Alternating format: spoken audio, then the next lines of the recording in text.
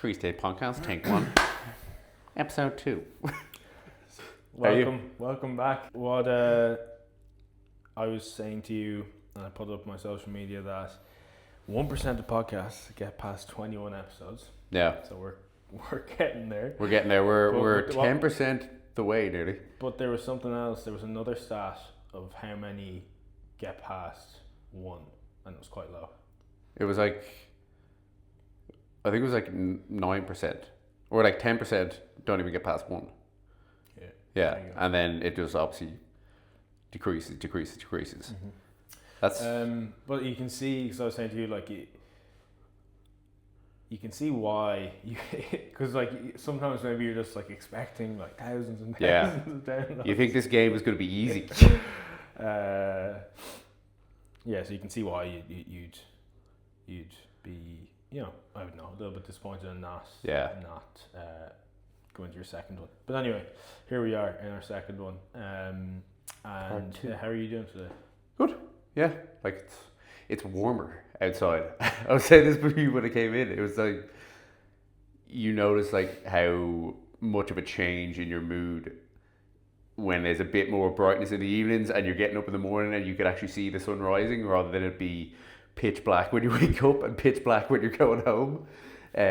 So nice. And like fair, like we're like lucky we get to be kind of working outside, working like with people, but you have people like who are working like in an office all day and they're getting up at 6, going to work, it's pitch black, and then by the time they leave the office it's pitch black, so they haven't seen any daylight whatsoever, and they've just been inside like the artificial lights all day. You can see actually how it would affect your mood.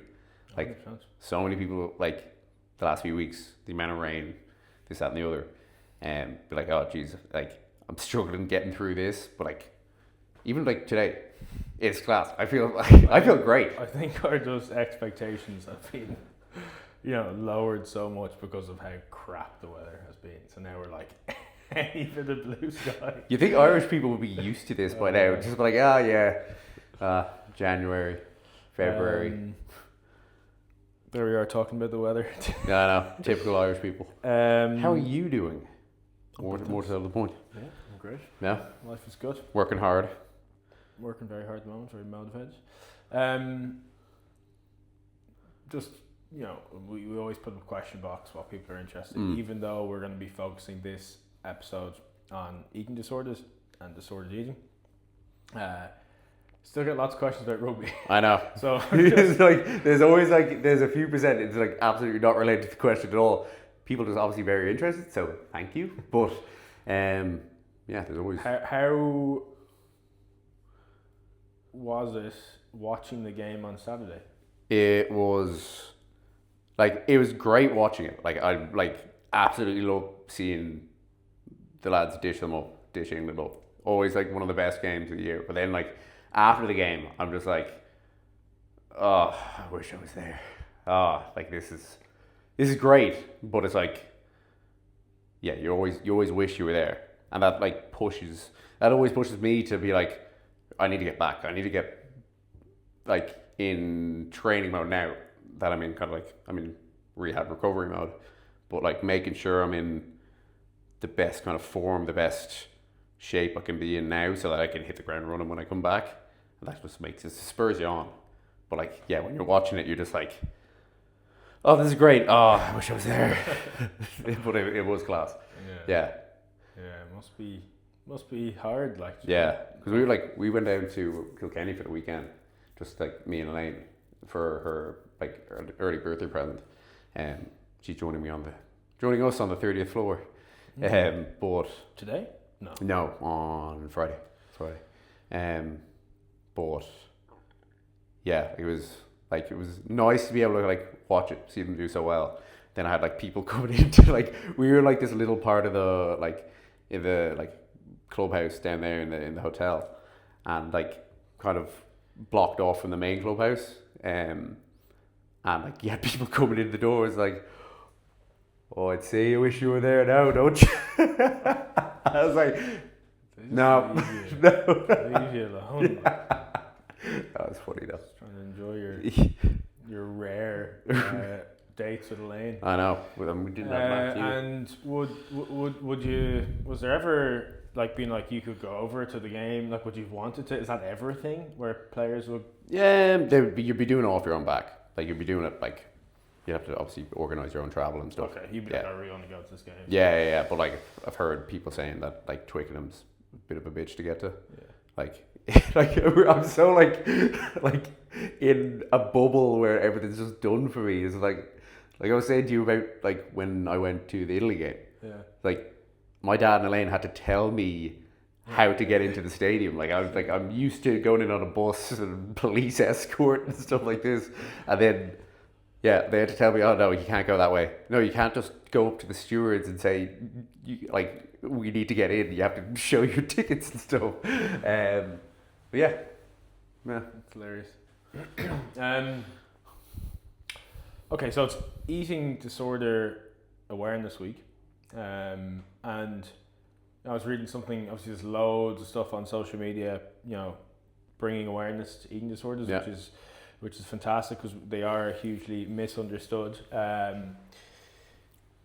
disease, mental health disorder. But also, I was reading other like contrasting posts, being like, sometimes it can be really difficult for people with eating disorders during the awareness week because they might be going through recovery, and a lot of the posts on social media can be unhelpful and share like before and after photos. They might talk a lot about weight or BMI, and I thought that was just an interesting perspective. So we're just gonna chat a little bit about, because obviously you've been very, some people would say very brave. I don't even really like that word. I think you've been, because then it kind of insinuates that someone who maybe hasn't been open about there isn't brave, which obviously isn't the case. But you've been very open about your eating disorder, especially most recently in your book. Yeah. So I wanted to chat to you a little bit about your experiences, and I think it's just amazing that you are so open about it, because obviously given the fact you're such a big public figure, you get to impact lots and lots of lives. So I think that's like one of the biggest things, like on that bit where you're in obviously like kind of public spotlight, like it's using my platform for something beneficial other than for myself. It's like if I can impact hopefully other people in a positive way by something, like it sounds simple by just be like, oh, share your story. It's obviously very difficult for other people, like people have been internalizing a lot of things, but like it's very, like I found it very freeing and like very helpful for myself to be able to share this, not just with like my close family and friends, be able to share it with a wider audience, because it's going to have an impact on so many more people who are unfortunately going through the same thing. But yeah, that's like how I look at it. And how I suppose the power of storytelling and the power of kind of sharing your own insights, what you learned, and hopefully that has a positive impact on other people. Definitely does. Yeah. And people know you and trust you, so that really adds to it. Your personal brand is very trusted. Hopefully. So I just want to read out a couple of facts about eating disorders before we get on. So eating disorders have the second highest mortality rate of any mental illness. I feel like these facts are just important because I do believe they're very misunderstood, eating disorders. Someone dies roughly every 52 minutes as a result of an eating disorder. Around 70 million people internationally live with eating disorders. Eating disorders are not just about food, which I think is often what people assume. They're complex mental health conditions. They often are associated with control, identity, perfectionism, coping, and you cannot. This is a really important one. I'm going to bring this up I think later, but you cannot tell if someone has an eating disorder just by looking at them. And if you are someone who is living with an eating disorder and you feel like you need help, we're going to leave lots of resources for you to go to in the show notes somewhere. I don't even know where the show notes go, but I'll figure that out.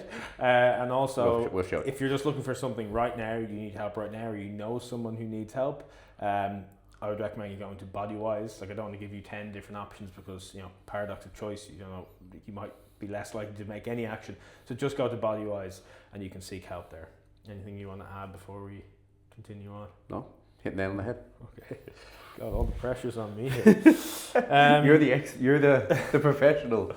So, when did you first realize that your relationship with food wasn't normal? Probably like Healthy.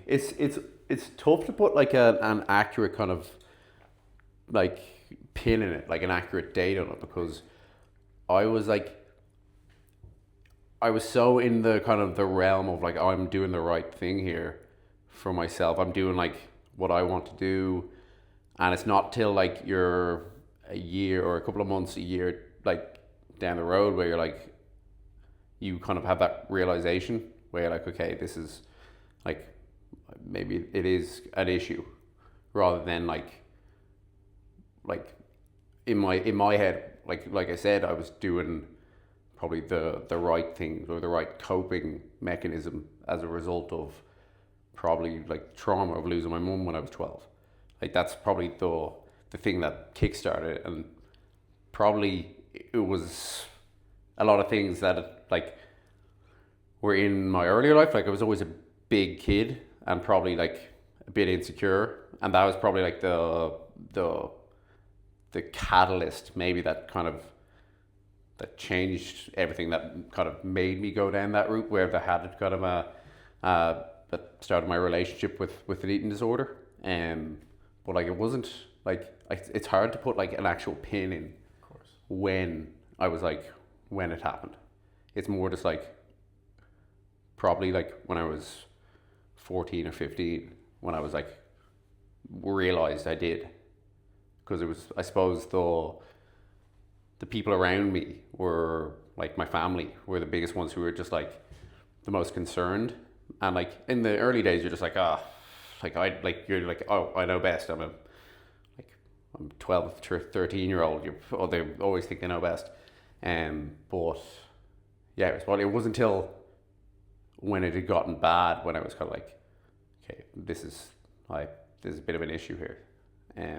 But yeah, it probably like definitely started, like looking back now, I can say accurately, probably like it was kind of in first year in school, start of first year when I came into first year, day after my mum's funeral, like started first year, didn't like, new environment, like so much different things going on, like and so many things like out of my control, I suppose. And I was probably just like, okay, this is the one thing I can control. I can control what I eat, what I don't eat. And that was, I suppose, the biggest thing that I thought I could have effect on myself, was that.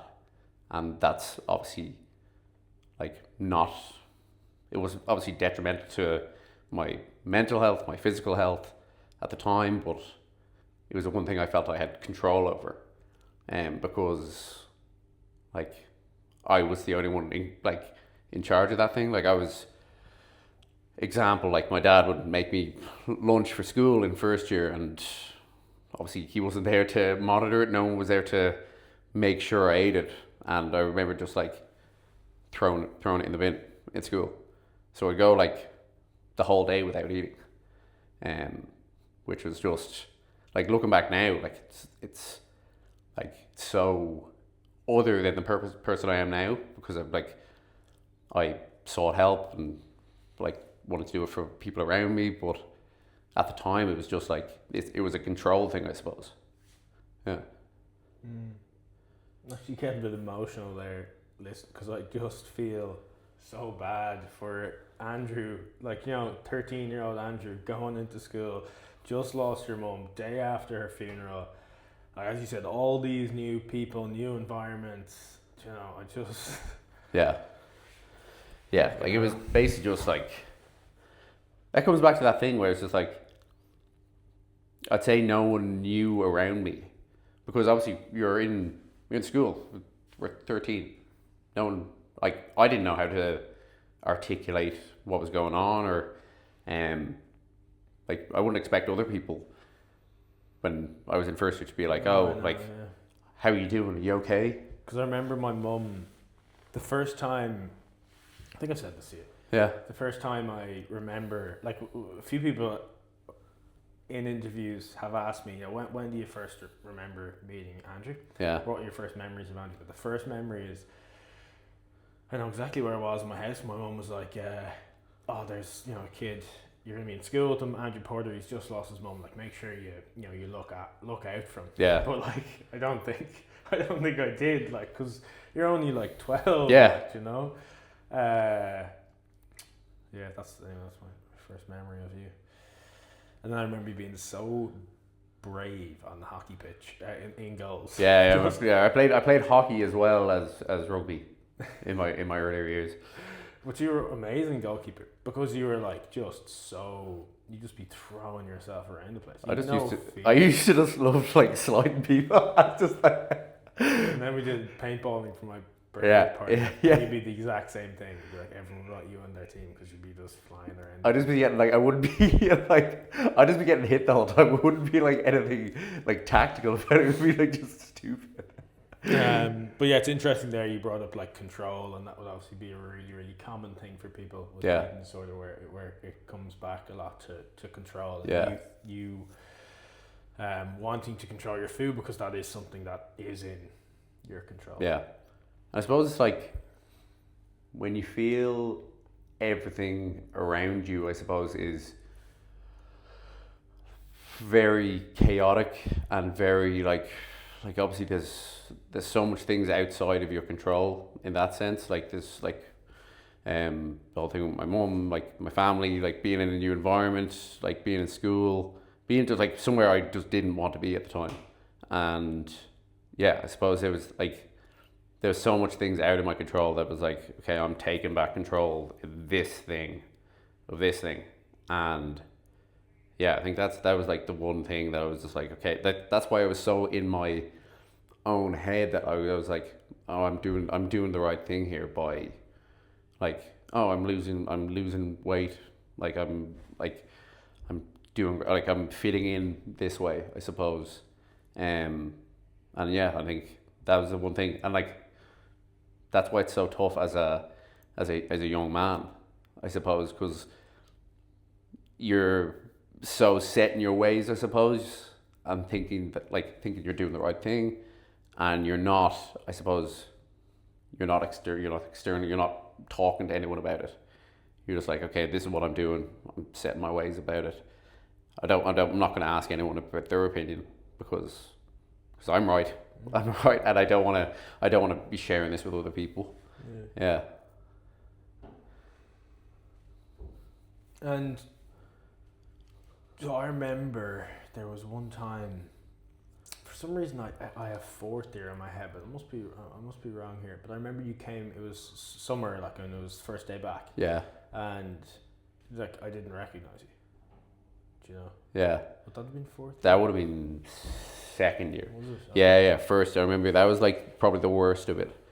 Like that must have been again just like so difficult for you. Yeah. Do you know? Because you definitely knew what everyone was thinking. We're all such, you know.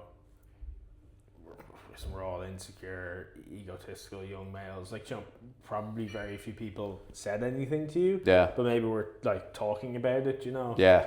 Do you remember how that felt, or? I never thought of anyone speaking about it because I was so in my own world about it. Yeah. I was so locked into what I was doing, and it was like I remember seeing pictures of, like, there's a picture in my book where that was like the summer of first year, after first year going into second year.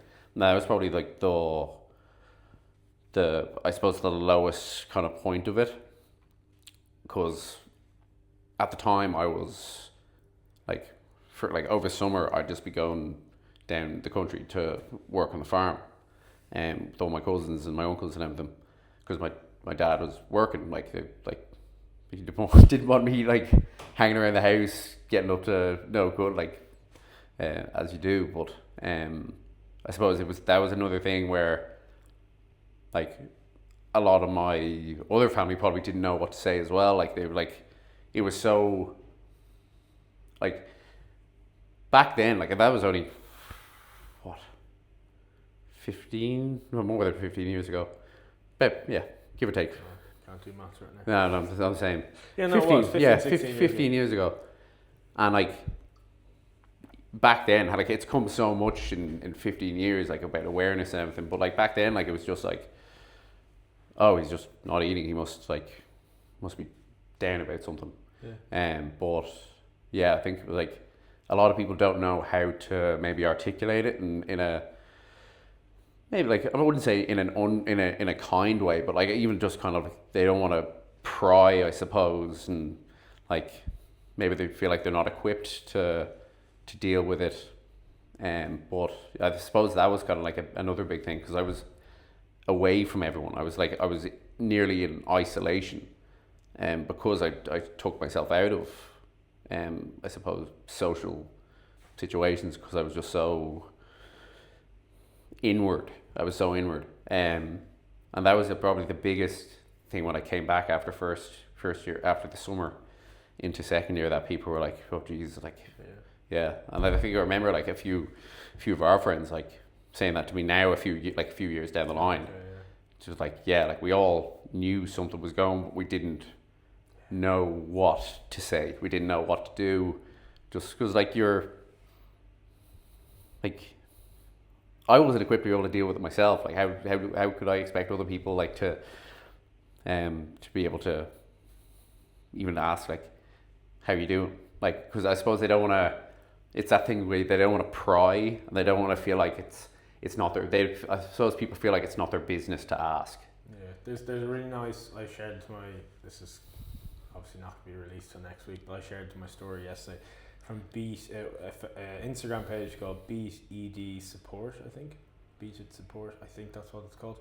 Did you see that thing I shared? Now? Yeah. It's like a 2-minute clip. It's called like The Appointment. But anyway, it's a really nice clip of like showing friends supporting someone who's living with an eating disorder. Yeah. Well worth a watch for anyone listening. But do you remember like when you first got support and help, like professional support and help, and what that was like and what that looked like? Yeah, like so I had like a lot of in that summer, like my dad come down and like to obviously see me and everything like during the like on the weekends when he like didn't have work, but like I'd also go up for like counselling sessions up in Dublin. Okay. And it was like it's one of those things as well at the time, like you don't want to be at the time, it's nearly like you're ashamed to go to counselling. And I said this in the book that like I would feel really like it took a while to break down the walls of like talking to someone else about all this, because I even like again back then like there wasn't a lot for mental health in like looking now like and going to a counsellor, like it's so much more normalized now I suppose, to go and speak to someone.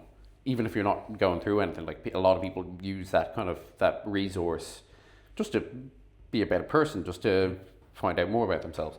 But at the time I was just like, oh God, like it's nearly like I felt ashamed going to it. And I was like, it got to a really good point where I was like, okay, I feel comfortable talking to this guy. And then like it was after every session, I'd see my dad like giving him the check, and I'd feel like, oh, I feel like shit. Because now my dad is paying for this, for something I'm doing.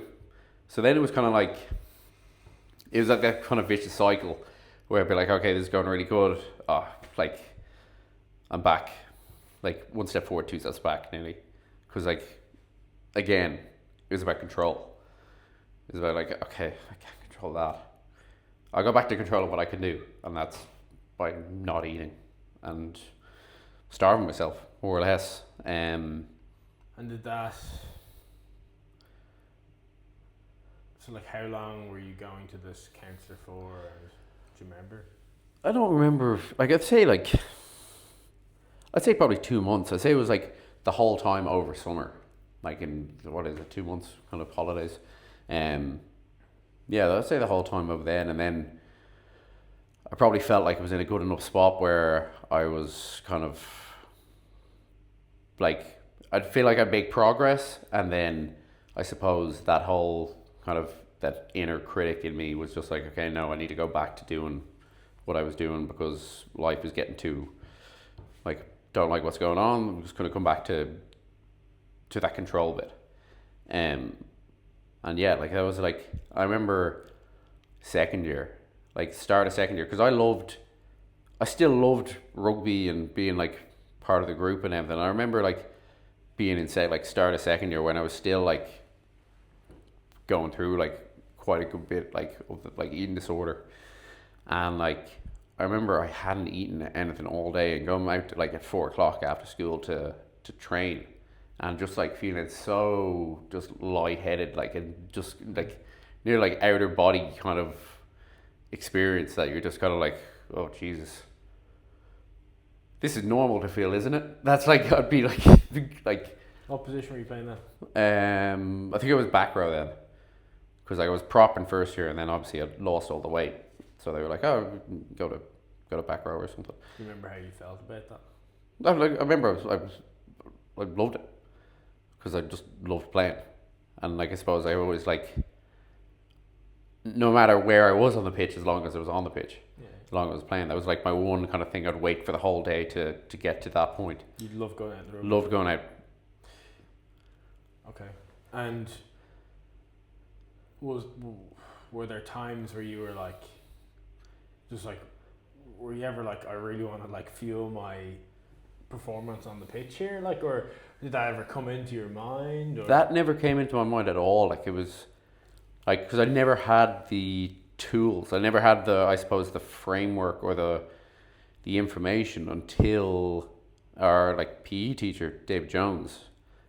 He gave me, I think he obviously saw what was going on and he, like wanted to give me a hand. Like when he reached out, and that was a big thing. That's like a big, like I remember that like him sitting me down. I remember I was up in the like school nurses like office, because like I remember I'd be up there the whole time because I was just like, oh, like probably just like I had no energy in school, so I was just like, oh, I'm just gonna go up and chill here and hopefully they'll send me home.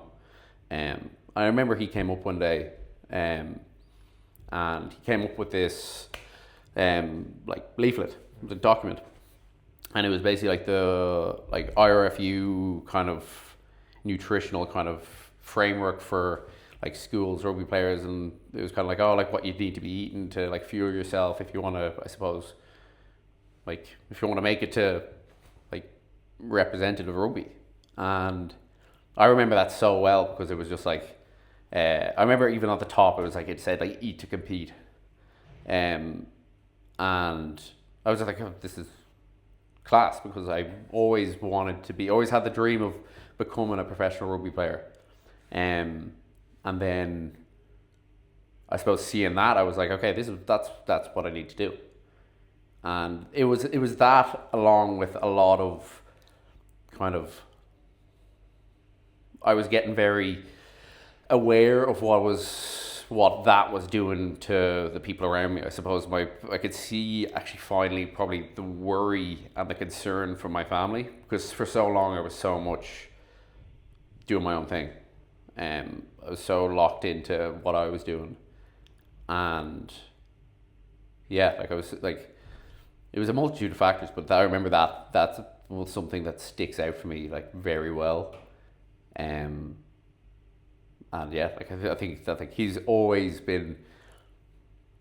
like the whole way through school, like it was like, I'd say like a huge influence on kind of where I am now, because like he was very like, showed me the gym for the first time, showed me kind of gave me that outlet, and he knew I needed that outlet. So like he showed me that, and then like nutrition basics. So yeah, like I think that was like the big kind of turning point in my mind anyway. Yeah. And do you remember, like, so at that point were you not going to this counselor anymore? No, I think I was like, it was more like a time thing. I probably was like in my mind. I probably like it probably like went into a bit of second year, and then it was kind of like a point of okay, like we'll see how you go, take what we've spoke about and kind of just try to implement it. Because you're obviously still really, really sick at that time. Yeah, you know? yeah, but I never saw it as like, I never saw it as a sickness. Yeah. I like and like I obviously know now that it obviously was, but yeah, like it was just. I'd say there's a load of stuff that I've like blocked off, Of course. like blocked off my mind. But at the time, I remember we went to Biarritz. Like we went on like a rugby tour. I think that might have been just after first year. Sorry, yeah, for just after first year into summer, we went on like a rugby trip, like the first year rugby team. And I remember like we doing like loads of activities. We were playing rugby, like having the crack and everything. Like you could go out in the lake on a boat and stuff. And I remember I fell asleep on the boat. I fell asleep on it because I just had no energy. I remember even like one of the lads, it was like only a few months ago, saying that, oh, like I remember when you were in Biarritz, like you'd only eat the skin of an apple, I know. Yeah. and that'd be it. That'd literally be it. And yeah, it's mad. Like it's looking back now and be like, how did I get through the day on that, like without just being bedbound the whole time? Because like playing rugby, you're so active. Yeah. Yeah. Yeah. Someone asked on Instagram when they were diagnosed with an eating disorder, it felt very freeing and Yeah. liberating. Was there a moment when, like, you know, did someone say that to you? Do you remember that? Was it freeing? Was it liberating? Any thoughts? It wasn't like. See, I never actually remember anyone putting a label on it. I never remember anyone go like, okay, you have anorexia, you have like bulimia or whatever. I never got labeled with anything, but like I think it was more just myself becoming more aware with it, and like it was after that really kind of like dark point and that low point that I was kind of like, okay, this needs to change. I need to change my habits and my relationship with food to, I suppose, help myself, help my family, become a rugby player. I suppose it was that kind of like turning point where I was like, okay, this isn't serving me. This isn't like helpful or healthy for me, or for those around me. And I thought so that was like, it was a tough thing to come to terms with, but it was kind of freeing at the same time, because I was like accepting that I wasn't right the whole time. I wasn't doing something that was for my benefit. And then I was just like, I was doing everything I could to change that and to I suppose rectify it, really. Yeah. Which is like a lot of it, like I feel like I figured out by myself a bit. I was gonna say. But I did have a lot of help and a lot of support. I think you did. I think okay, it was a long time ago. Yeah.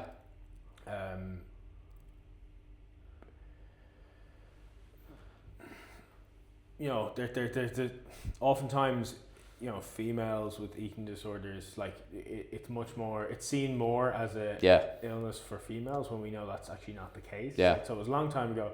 You're a young male, There was so much other shit that had gone on Yeah. in your life. So it was a complete series of unfortunate events Yeah. and timing and circumstances. But I think, now,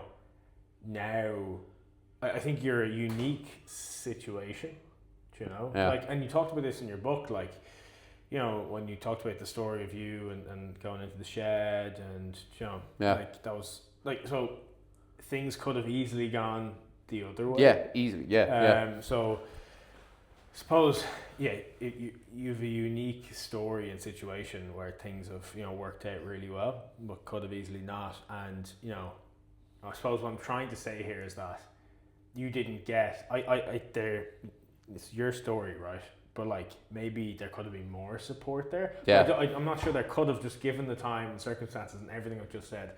But like, for someone now, you'd hope that there's much more support. Yeah. And as we said, we're going to list places for people to go.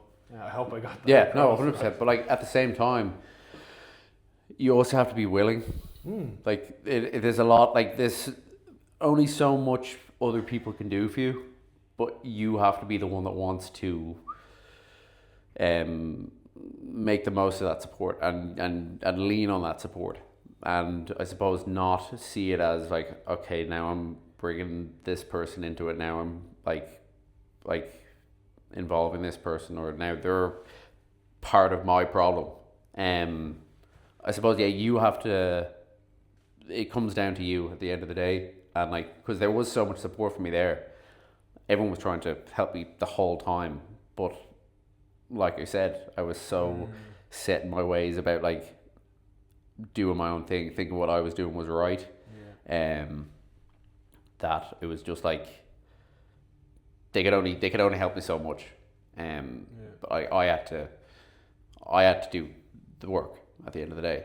And that's what I saw it as. I saw it as like at that kind of turning point. I was like, okay, this is on me to change this person for the better, because what I have been doing, like, now I realize it's obviously it was like at that turning point.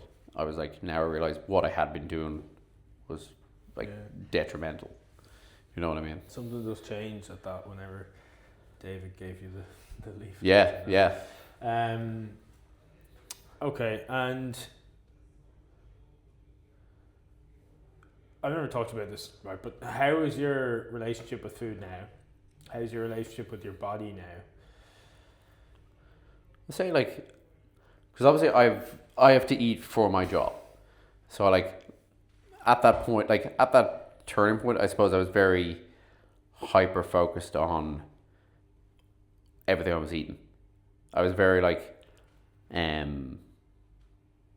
suppose I was very conscious of like what I was eating, and it took me a while to like nearly like drip feed that in, to, I suppose, allow myself to be like, okay, like I can eat this, and it's going to be good for me. But like now it's like I'm eating for performance. I'm eating to feel good. I'm eating for like health. I'm eating for like so many reasons that I'm now aware of, because I went away and did all my kind of like research on it. Like I was very like, I went down so many rabbit holes of like, okay, what can I eat to be the best rugby player? What can I eat to be the next Cian Healy? Like, and that was really like nice, because I was like, okay, now I can eat everything. I can just do the exact opposite of what I was doing, and I'm gonna actually get a reward at the end of it. But like now, it's very much like I suppose I have a very like healthy relationship with food, like, because I track everything. I track everything I eat, but that's purely from a performance basis. Like, not everyone has to go and track everything they eat. I purely do it from a performance standpoint, because I need to know how much protein, carbs, and fats I'm eating a day, how much calories I'm eating. So yeah, like I suppose I'm very focused on it, but because it's my job. But like I remember, like in 5th and 6th year, I was just I'd come in with Tupperwares full of food. Like there would be like I'd be in 9 in the morning in like registration eating like chicken and rice and broccoli and stinking up registration. Like no one wanted to sit beside me because it was just the smell of it at 9 in the morning. But yeah, like I suppose I have a very good relationship with it, but like that's didn't just like it didn't just fucking go like that. Yeah. And what do you feel like? At some point, you're going to stop playing rugby, right? Yeah. Right. Yeah. Well, yeah. Hopefully for as long as I can. How do you feel like your relationship with food might be then? I imagine it might be difficult, or maybe you think it'd be fine. You know, because then performance on the pitch is less of a demand. Yeah, well, you won't need to perform on the pitch. So then, you know, if a lot of your food and relationship with food now is about performing on the pitch, I wonder, you know, have you even thought about that? Is what basically what I'm asking. Like maybe you haven't. I haven't thought about it, but like I've always had like a really good grasp. Well, in recent years, on knowing what I'm eating and knowing, I suppose the right foods to eat. Like there's no right and wrong foods I suppose to eat in that sense, but like I suppose the foods that are going to benefit me the most, and like I've always kind of sat down with like nutritionists on whatever team I'm on of Ireland or Leinster, and like I always have like a very good kind of scope and knowledge on it because I've like in my previous years I've always gone away and done my research on it to know that I'm eating the most optimal food and stuff like that. But no, I suppose like it'd be an easy transition because I'm very like health focused now. I'm very like I suppose I'm very kind of like outcome based. Like I need to eat this to get that result, and I suppose I'm very. I wouldn't say I'm not fixated on it.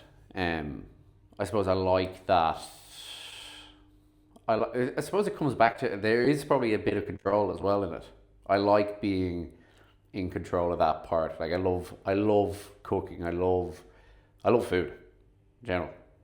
Like, but I love knowing what I'm eating is benefiting me in that sense.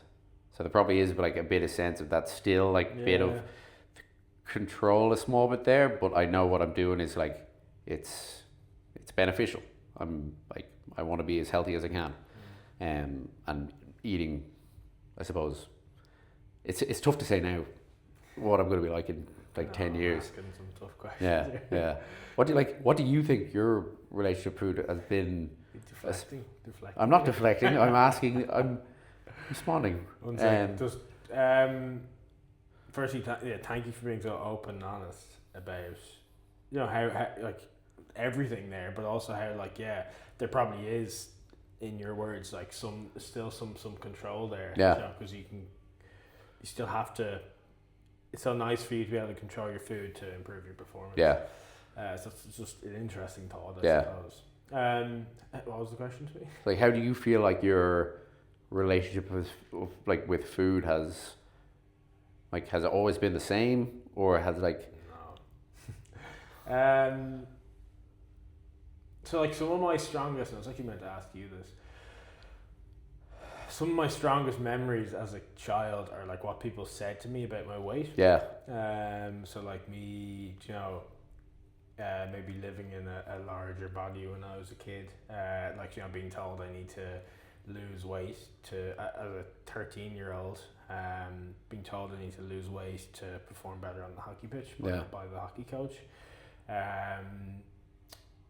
Being told, I remember, someone commenting on my love, like that I had love handles. I remember I had a dietitian when I was 13, 14 for my weight, maybe even a bit younger. It's like that's, that can be a bit like traumatic, and like the fact I even clearly remember, and I like people joke with me that I don't remember my childhood, but like those things I remember. So that kind of led into like I also, maybe it was 15, 16, discovered the gym. My weight reduced a lot. I got quite aesthetic driven. Yeah. Wanted to look a certain way. I was training very hard to to make that happen. But I was never, I would say, even up until, and it's still some of this with me for sure, but like, you know, I remember like just never being happy like Yeah. with how I looked, and always thinking that I needed to reduce my body fat. Like, and I have loads of photos on my phone of me, you know, in front of the mirror, like even like 4 or 5 years ago, maybe 6 years ago, I hired a coach to help me, you know, with my training and to lose body fat. And like I was really, really lean at the time. Yeah. Looking back at photos now, like full on like six pack. Yeah. Like at that, and I look at it now and I'm like, Jesus, like I was absolutely shredded. Yeah. But then, at the time, I didn't think I was Yeah. lean at all. Do you know? So like a lot of body dysmorphia. Yeah. Yeah. And also I remember at the time like lying to my coach I was working with, like telling him how much I was eating. Yeah. And he just kept reducing my calories. So I would say I've had many periods of very unhealthy relationships with food. Yeah. And I still like there's still some of that there, but I'm much more, you know, in tune with things now. Yeah. You know, I can now like happily go out for a meal and, you know, like not have to think once about like, you know, calories or Yeah. energy or even what's in the food, just there to enjoy Yeah. it. And, Yeah.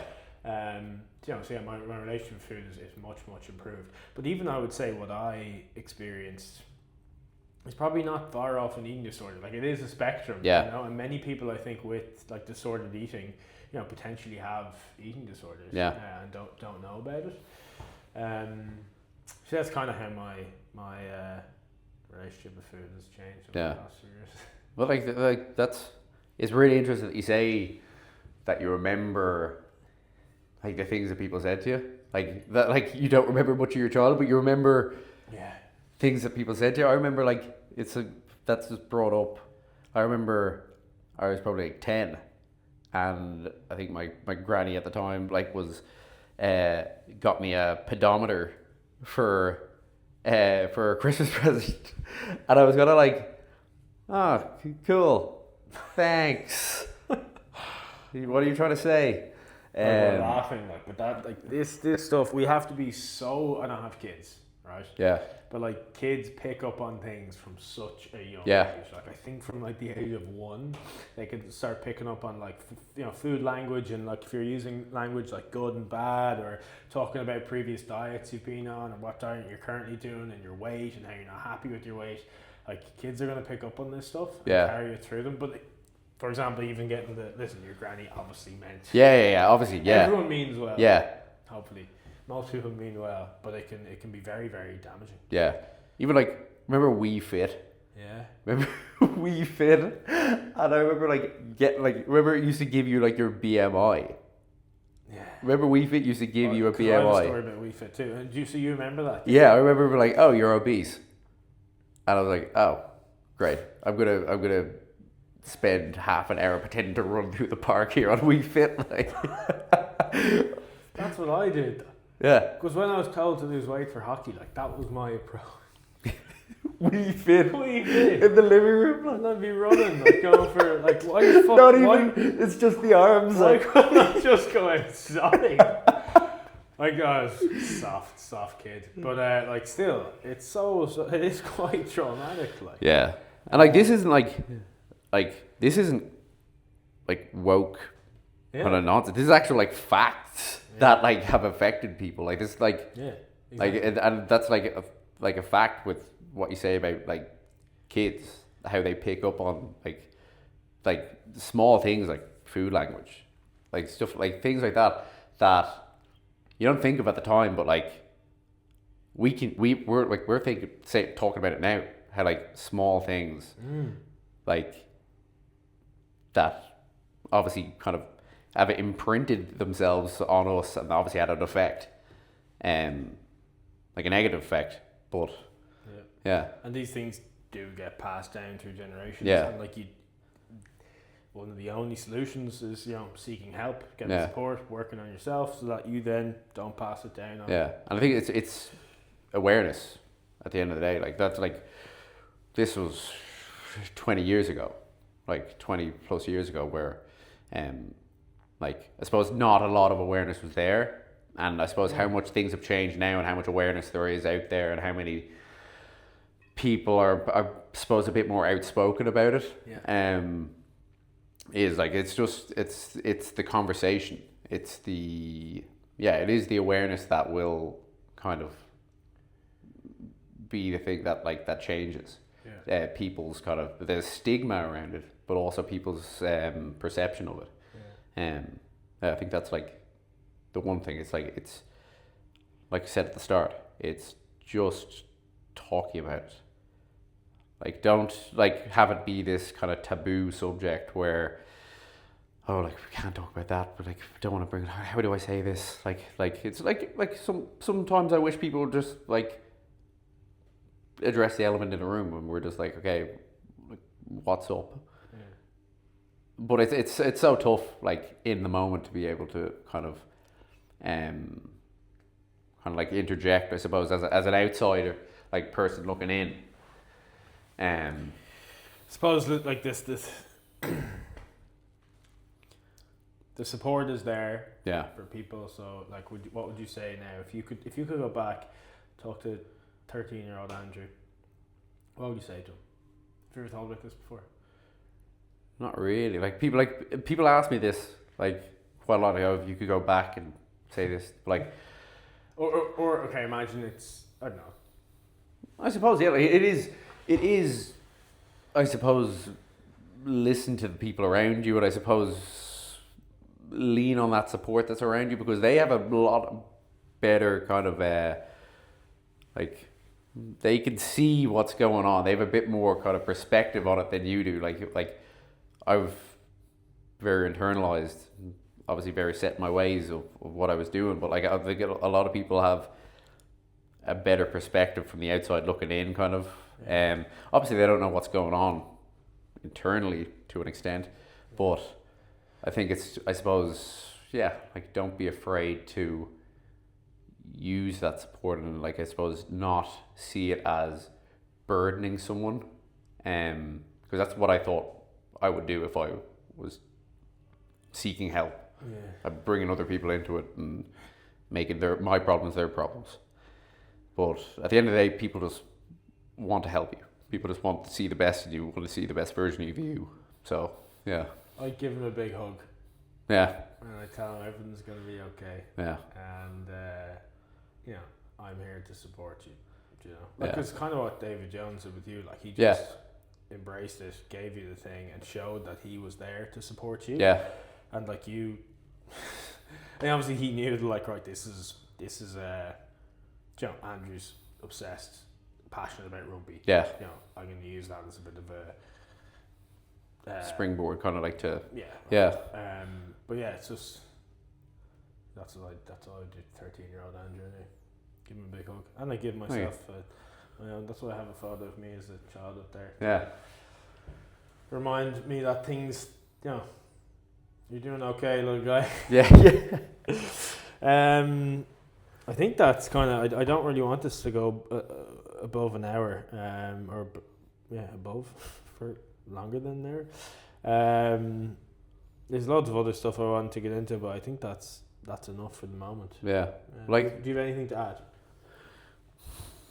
I suppose I've got loads of questions in recent times about, like, from parents about their kids who are going through similar things, and I suppose they're